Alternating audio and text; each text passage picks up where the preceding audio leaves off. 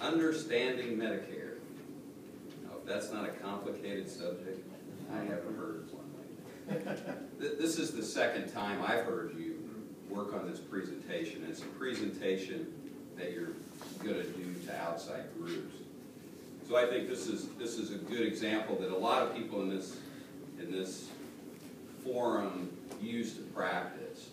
And I like how you've made it simple. I thought last time you did a little better job of keeping it simple and more focused, but you've taken a very complicated subject and you've made it reasonably simple.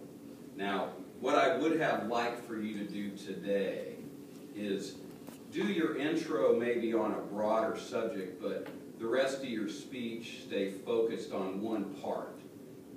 Okay, keep it a little bit more narrow, because today you had Part A, Part B, Part C, Part D. D was made up of Phase 1, Phase 2, Phase 3.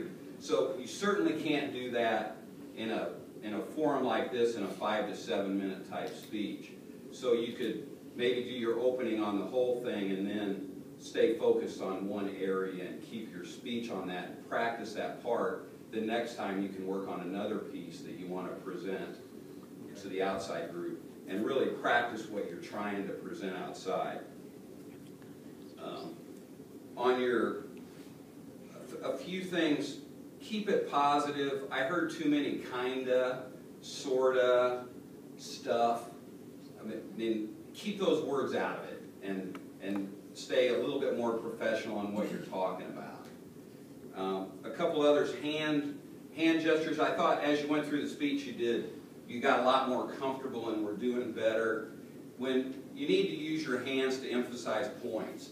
When you started on your 4, you held your hand kind of like this, and you need to point 1, point 2, point 3, point 4, rather than just having your hand. I'm not an advocate of the hands in the pocket. A lot of people do that. You did that a little early, kind of in the middle of your speech too. I think you ought to use your hands, put them to good use while you're up there. So you got more comfortable as you went, but early on you kind of had your hands down. So it's some things you can work on a little bit with your hands. Notes is another thing we can all learn from. I think it's perfectly acceptable to use notes when you're doing a speech, but work at it. If you notice Kim today, she had her note here down, you couldn't see it, and like yours, you put up here and you flipped it, put it on separate sheets of paper, keep it below the top, slide it sideways so people don't notice the notes. You can stand up in front, you can come back, you can still use notes. They work very well. Just work at how you use them so they're not distracting when you do your speech. You have a great subject here, and you've kept it simple. Keep working on it, stay focused in certain areas, and I think you'll do extremely well at this.